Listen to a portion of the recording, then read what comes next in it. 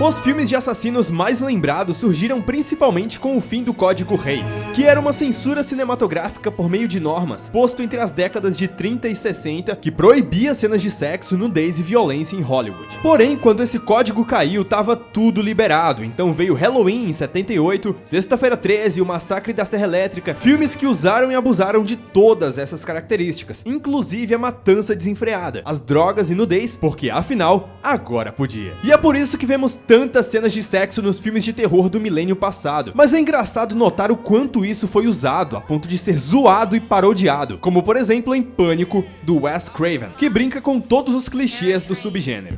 Hatchet, ou Terror no Pântano, lançado em 2006, é o suprassumo da fórmula do slasher. Um grupo passeia pelo pântano no meio da madruga e, claro, tem que ter um baita de um assassino serial bombadaço pra detonar todos eles. Mas não é exatamente apenas disso que estamos falando aqui. Não é uma sequência, não é um remake, não é baseado em um filme japonês. Vocês vão se surpreender. Eu sou o Wes do Cinemania e hoje é o dia de Victor Crowley, o assassino mais infame dos filmes de terror. Mas antes, é claro, não esqueça de deixar o seu like, porque é importante pra caramba e ajuda exorbitantemente o Cinemania a ter mais frequência. Imagina, um vídeo por semana. Hoje é impossível, mas com a sua ajuda e principalmente com a sua inscrição, tudo fica ainda mais próximo de ser realidade. Conto com a sua ajuda, beleza? Tá na hora de andar no pântano e ser surpreendido pelo assassino mais aleatório da história. Se inteira.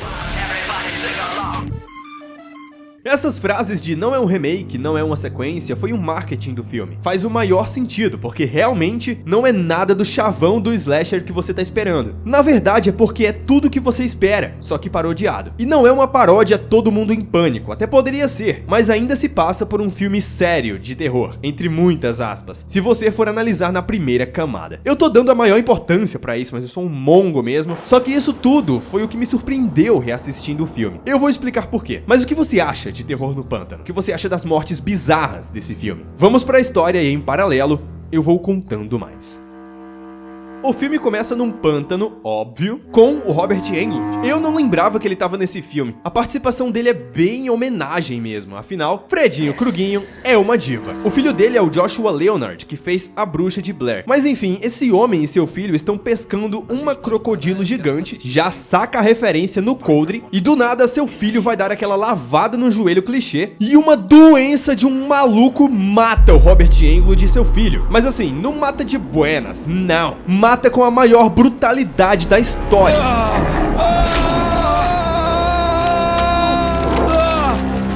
Meu Deus! Socorro!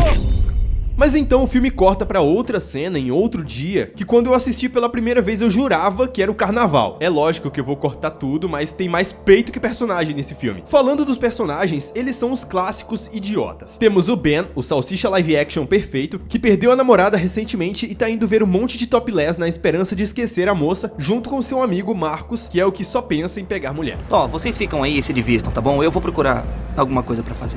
Peraí, você vai sozinho? Mas o Ben não consegue esquecer a namorada, então do nada ele quer fazer um passeio pelo meio do pântano de barco pra, sei lá, esquecer da vida, esquecer da Velma. E é aí que conhecemos outros personagens. Um cara abre a porta pra eles e adivinha, Tony Todd tá no filme, o Tony Todinho. Se você suspeitava que alguém ia morrer nessa história, agora tá mais que claro que todo mundo vai morrer. Se isso não é uma metáfora, eu não sei o que é. Por uma coisa que viu no pântano, ele viu dois olhos encarando ele da mata. Ele escorregou, bateu a cabeça e me processou por negligência. Dente numa lavou. Mas ele, denominado Reverendo Zombie, também só tá lá pela homenagem e pra indicar o caminho ao Sean, que é o suposto guia turístico. Lá estão Misty e Jenna, duas aspirantes a atrizes, que na real estão gravando um filme adulto pro tal do Doug. Entusiasmadas?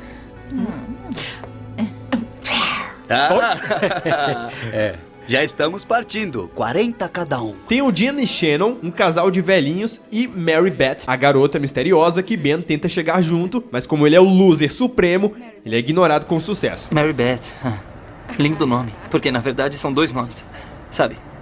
Mary e a Beth. Eu só quero sentar aqui, ficar olhando pela janela e fazer valerem os meus $30. Esse diabo desse passeio é super esquisito. Tem um cara no meio do rio gritando pra eles não irem. Victor Crowley! O que ele tá falando? É um caçador de crocodilos local. Ele fica lá sentado, gritando, bebe a própria urina. Vocês todos vão morrer.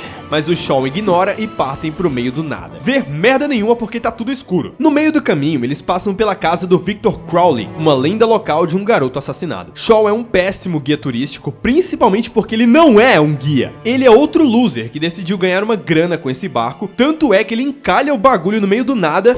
Me ajudem a empurrar o barco. Isso aqui faz parte do passeio? Relaxa, tá tudo bem.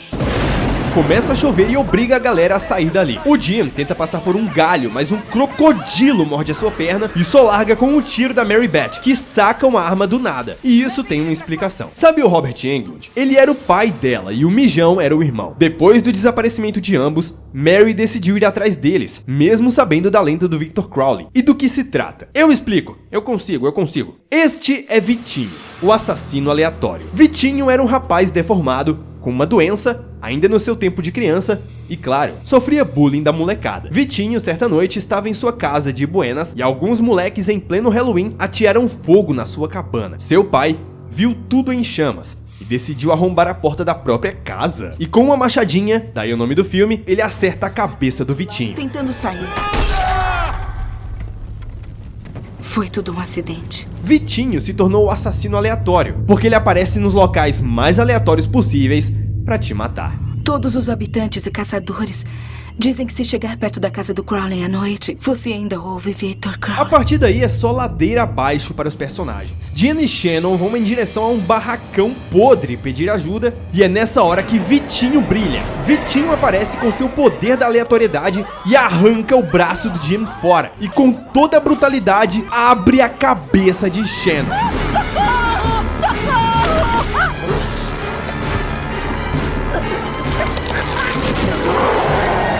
Bizarro é pouco. Claro que eu não posso mostrar nada disso aqui, mas o filme tá aí pra isso, né? E a partir daí, os caras estão ferrados demais. O filme é escrito e dirigido por Adam Green, que sabe o que tá fazendo. Não tem como definir melhor. Terror no Pântano é uma paródia de terror. Na verdade, ele fica mais no âmbito do terrir, o terror pra rir. E é isso. Tudo é basicamente estereotipado de propósito, e todos os personagens são um estereótipo, principalmente de etnia, tudo de propósito. Cabe talvez uma discussão de gosto duvidoso aí, mas a loira burra? Tem. A mocinha? Tem. Só que é tudo uma piada, e isso fica claro nos atos dos personagens. Tem uma cena que o Marcos e o Shawn estão segurando o Jim, aí larga com medo, o Marcos sobe numa árvore. Não, nem pensar, eu vou ficar aqui. Eu vejo que não tem nenhum homem-elefante vindo me pegar. Consegue ver a estrada, luzes? As duas minas ficam se chamando de vagabunda o filme inteiro. Cala a boca, seu imbecil! Você me bateu! Idiota! Vagabunda! Gente, para com isso! Uma delas fica reclamando que queria ser atriz o tempo inteiro. Eu ia mudar pra Hollywood pra ser famosa. Eles ficam com medo de um arbusto e o Crowley aparece do nada com o poder da aleatoriedade. Ah, olha só. É vibe Scary Movie mesmo, só que não é tão explícito uma comédia por conta de uma coisa: as mortes. As mortes são violentas ao extremo e elas são sérias, só que é claramente fake. É tudo próteses e bonecos, o visual do Vitinho é fake demais, o pântano é claramente cenográfico, inclusive é o pântano mais iluminado que eu já vi. Na cena em que eles ficam atolados, o rio do pântano não é fundo. Olha isso, o cara fica de joelho. Tudo é capenga, mas se sustenta nesse meio termo entre slasher e paródia. E ainda entra as homenagens no meio, porque a origem do Vitinho é basicamente uma amálgama de Halloween, A Hora do Pesadelo e o mais óbvio, Sexta-feira 13. O Crowley é o Jason sem a máscara, só que ele ainda perde pro Jason porque mais apanha do que mata. Ele apanha o filme inteiro. Pelo menos ele teleporta mais que o Jason. Tem uma hora que ele aparece literalmente do chão. Só ele e o Chapolin Colorado têm esse poder. Por aí. Agora vem o twist. Quem interpretou o personagem foi o Kane Hodder. O Kane Hodder, galera, interpretou também o próprio Jason Voorhees nos 4 primeiros Sexta-feira 13. Mentira, foi na parte 7, 8, 9 e 10, animal. E ele também é o pai do Crowley, outro homenageado no elenco. A maior prova de que é um filme que tem como homenagem principalmente o Friday the 13th é o final. Depois que eles bolam um plano vagabundo pra matar o Crowley, que não faz o menor sentido, o maluco praticamente se jogou na frente de um ferro.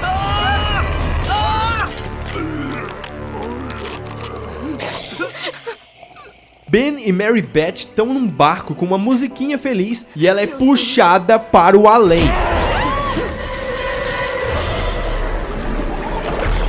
E quando volta pra superfície, Ben já tá mortaço e o Vitinho, bom, o Vitinho tá de boa. Esse é o final do Sexta-feira 13 sem tirar nada.